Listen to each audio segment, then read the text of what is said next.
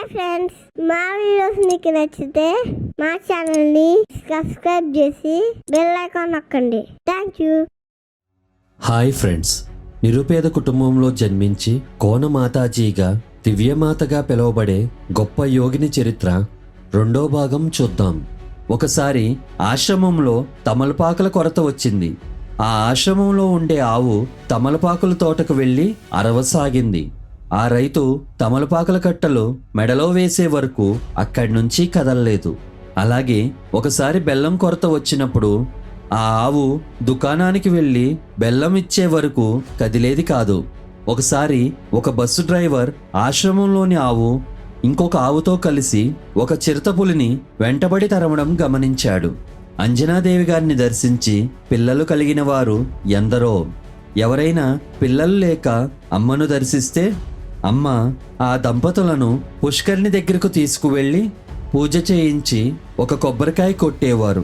తర్వాత ఆ కొబ్బరి చిప్పలను పుష్కరిణిలో వదిలేసేవారు.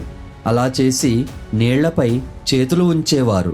నీళ్లలో వదిలిన కొబ్బరి చిప్పలు కొంచెం ముందుకు వెళ్ళి మునిగిపోతే వారికి పిల్లలు పుట్టే అవకాశం లేదని అర్థం. వదిలిన కొబ్బరి చిప్పలు వెనక్కి వచ్చి అమ్మగారి చేతుల్లోకి వస్తే వారికి ఖచ్చితంగా పిల్లలు కలుగుతారని నిశ్చయానికి వచ్చేవారు. నీటిపై వదిలిన కొబ్బరి చిప్పలు నీటిలో తేలుతూ వెనక్కి అమ్మగారి చేతిలోకి రావడం చూడటానికి చాలా అద్భుతంగా ఉండేదట. మూర్ఛ వ్యాధిగస్తులు, దెయ్యాలు పట్టిన వారు 21 లేక 41 రోజులు అక్కడే ఉండి పూర్తిగా ఆరోగ్యవంతులై తిరిగి వెళ్ళేవారు. అక్కడికి వచ్చిన భక్తుల సామాను దొంగతనం చేయటానికి వచ్చిన దొంగల కంటి చూపు పోయేది. వారిని అలాంటి పనులు మానుకోమని హితం చెప్పి అమ్మగారు దీవించగానే కంటి చూపు తిరిగి వచ్చేది. 1957లో గోవిందప్ప కూతురికి ఎంత తాగినా తీరని దాహం, అలాగే మూత్రం మీద పట్టు ఉండేది కాదు. వారు అమ్మగారిని దర్శిస్తే అమ్మగారు పెనుకొండపోయి లావుగా ఉండే వెంకటస్వామి అనే వ్యక్తి దగ్గర వైద్యం చేయించుకోమన్నారు. గోవిందప్ప అమ్మ చెప్పిన ఆనవాళ్ళ ప్రకారం వెతికి వెంకటస్వామి దగ్గరకు వెళ్ళి అమ్మగారు చెప్పిన విషయం చెప్పారు. వెంకటస్వామి ఆశ్చర్యపోయారు. ఆయనకి అమ్మ ఎవరో తెలియదు. ఆయన వైద్యం వలన గోవిందప్ప గారి అమ్మాయి పూర్తిగా కోలుకున్నారు. ఎంకే నాగప్ప గారి దగ్గర చుట్టం తీవ్రమైన మానసిక రోగంతో బాధపడుతూ ఉంటే అమ్మ దర్శనానికి వెళ్తే పూర్తిగా కోలుకున్నాడు. అమ్మగారి చరిత్ర రాసిన నంద్యాల వేణుగోపాల్ 1953లో మొదటిసారి కోనక్షేత్రానికి వచ్చాడు. వేణుగోపాల్కు కోనక్షేత్రంలో అమ్మ భోజనం వడ్డిస్తే అబ్బా కారంగా ఉంది, నెయ్యి ఉంటే బాగుండును అని మనసులో అనుకుని భోజనం చేయసాగాడు. ఈలోగా అమ్మ బయటికి చూస్తోంది. ఆశ్రమం వైపుగా ఒక వ్యక్తి ఒక గిన్నె తీసుకుని వచ్చి అమ్మకిచ్చి వెళ్ళిపోయాడు. మూత తెరిస్తే అందులో నెయ్యి ఉంది. వేణుగోపాల్కు అమ్మగారు నెయ్యి వడ్డించారు. వేణుగోపాల్ భార్య తాయమ్మ ఒకసారి బాగా జబ్బు పడింది. వేణుగోపాల్ మామగారి ఆయుర్వేద వైద్యానికి, బావగారి ఇంగ్లీష్ వైద్యం వలన కూడా ఆవిడ ఆరోగ్యంలో ఏమీ మార్పు రాలేదు. వేణుగోపాల్ అమ్మగారి దగ్గరకు వెళ్ళి సహాయం చేయండని ప్రాధేయపడ్డాడు.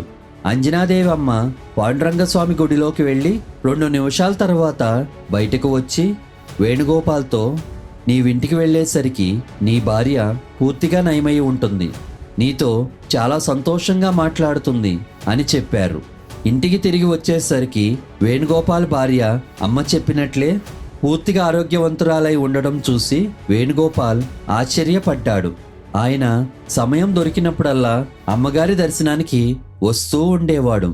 వేణుగోపాల్ దంపతులకు 12 సంవత్సరాల కుమారుడు ఉండేవాడు. ఒకరోజు వారు అమ్మను దర్శించి మాకు ఇంకో బిడ్డను ప్రసాదించండి అని ప్రాధేయపడ్డారు. అంజనాదేవి అమ్మ 1 నిమిషం ఆలోచించి మీకు ఇంకొక కొడుకు పుడతాడు అని ఆశీర్వదించారు. ఆశ్రమంలో ఒక ఆవుదూడ ఉండేది. అది ఆలయంలో భజనలు జరిగేటప్పుడు ఎంతో శ్రద్ధగా వినేది. కొంతకాలానికి ఆ దూడకు జబ్బు చేసి చనిపోయింది. అప్పుడు అమ్మగారు ఆ దూడ పరమ పవిత్రమైన ఆత్మ కలదని, సంవత్సరం లోపు ఆ దూడను వేణుగోపాల్ దంపతులకు మగబిడ్డగా జన్మిస్తుందని చెప్పారు. అమ్మ చెప్పినట్లే వేణుగోపాల్కు సంవత్సరం లోపే మగబిడ్డ పుట్టారు. ఒకసారి వేణుగోపాల్ అమ్మతో మాట్లాడుతూ అర్ధరాత్రి వరకు కోనలోనే ఉండిపోయాడు. ఆ సమయంలో అతనికి అర్జెంటుగా అనంతపురంలో పని ఉందని గుర్తుకు వచ్చింది. ఆ రోజుల్లో 3 గంటలకు పక్క ఊరైన మక్కచ్చిపల్లికి ఒక ట్రైన్ వచ్చేది. ఆ ట్రైన్ ఆ ఊర్లో 1 నిమిషం మాత్రమే ఆగుతుంది. వేణుగోపాల్ ఎంత వేగంగా వెళ్ళినా మక్కచ్చిపల్లి చేరటానికి 3:30 దాటిపోతుంది. ఏం చెయ్యాలో తెలియక అమ్మగారికి సమస్య చెప్పుకున్నాడు వేణుగోపాల్. అమ్మ 1 నిమిషం ఆలోచించి తిప్పారెడ్డిని రైల్వే స్టేషన్ వరకు తోడు తీసుకుని వెళ్ళమని చెప్పారు.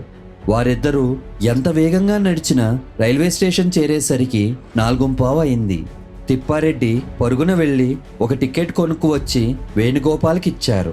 వేణుగోపాల్ ట్రైన్ ఎక్కిన తర్వాత ట్రైన్ బయలుదేరింది.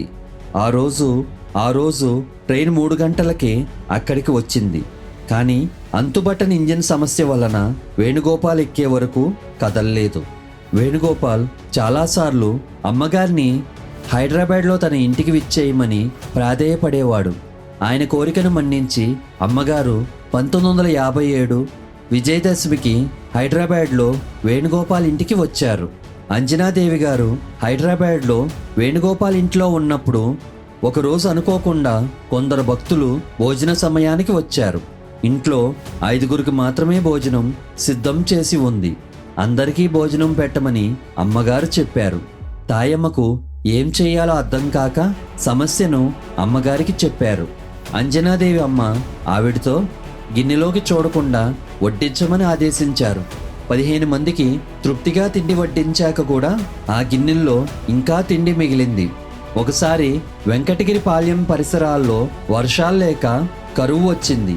తాగునీటి చెరువులు కూడా ఎండిపోయాయి. గ్రామస్తులు అమ్మకు మొరపెట్టుకుంటే అమ్మ భక్తులతో కలిసి కొండ మీదకు వెళ్ళి భజన చేశారు. మర్నాడు సాయంత్రం కుంభవృష్టిగా వర్షం కురిసి చెరువులన్నీ నిండిపోయాయి. ఒక శివరాత్రికి కావాల్సిన సామాగ్రితో పాటు అమ్మగారు కూడా ఎద్దుల బండిలో కోనక్షేత్రానికి వస్తున్నారు. కొండ ప్రాంతాల్లో ఎద్దుల బండి పట్టుతప్పి లోయలోకి జారసాగింది. అప్పుడు అంజనాదేవి అమ్మ దేవుణ్ణి ఉద్దేశించి మీరేం చేస్తున్నారు అని అన్నారు. వెంటనే బండి చక్రం ఒక రాయికి తగులుకుని బండి ఆగి ప్రమాదం తప్పింది. హైదరాబాద్లో డిప్యూటీ సెక్రటరీగా పనిచేస్తున్న పట్నాయక్ అమ్మను తన ఇంటికి ఆహ్వానించారు. ఆమె ఇంటికి రాగానే ఇంట్లో వాస్తు దోషం ఉందని, దానివలనే అనారోగ్యాలు వస్తున్నాయని చెప్పారు. అమ్మగారు చెప్పిన మార్పులు చేశాక అతని ఆరోగ్యం పూర్తిగా కోలుకుని స్వస్థత కలిగింది. అమ్మగారు చివరి రోజుల్లో మధుమేహ వ్యాధితో బాధపడేవారు. అమ్మగారి కాలుకు పుండు పడింది. కానీ వారు వైద్యానికి ఒప్పుకోలేదు. కొన్ని రోజుల తర్వాత గుండె, మూత్రపిండాలు స్వాధీనంలో లేక అమ్మ ఆరోగ్య స్థితి దిగజారింది. ఉస్మానియా ఆసుపత్రిలో చేరిస్తే కోమాలోకి వెళ్ళిపోయారు. జూన్ 4, 1977 శనివారం సాయంత్రం 4 గంటలకు అమ్మగారు శరీరాన్ని వదిలేశారు. అమ్మగారి శరీరాన్ని రాత్రి ట్రైన్లో మక్కచ్చిపల్లికి తీసుకువచ్చి అక్కడి నుంచి ట్రాక్టర్లో ఊరేగిస్తూ కోనక్షేత్రానికి చేర్చారు. కోనక్షేత్రంలో శాస్త్రోక్తంగా అమ్మ దేహాన్ని సమాధి చేశారు. కొంతకాలం తర్వాత సమాధి మందిరం కట్టారు. అమ్మ శిష్యుడు గురు బంధువు అయిన నారాయణస్వామి ఆశ్రమ పూజలు అన్నీ నిర్వహించేవారు. అమ్మ సమాధి చెందిన కొంతకాలానికి ఆయన కూడా శరీరాన్ని వదిలేశారు. అమ్మగారి సమాధి పక్కనే ఆయన సమాధి స్థాపించారు. అమ్మగారు సమాధి చెందటానికి ముందు మీ తర్వాత ఈ ఆశ్రమాన్ని ఎవరు నడుపుతారని అంటే అందుకు అమ్మ ఈ క్షేత్రంలో ఉండి ఈ ఆశ్రమం నడపడానికి ఒకరు వస్తారు అని చెప్పేవారు. వారు చెప్పినట్లే అమ్మ సమాధి చెందాక కొంతకాలానికి ఉత్తర భారతదేశానికి చెందిన ఒక సన్యాసి ఆ క్షేత్రానికి వచ్చి ఆశ్రమాన్ని నడిపే బాధ్యతలు స్వీకరించారు. ఎప్పుడైనా ఆ దారిన వెళ్ళినప్పుడు వీలైతే ఇటువంటి పవిత్రమైన క్షేత్రాన్ని దర్శించండి. మళ్ళీ ఇంకొక యోగి చరిత్రతో మళ్ళీ కలుద్దాం.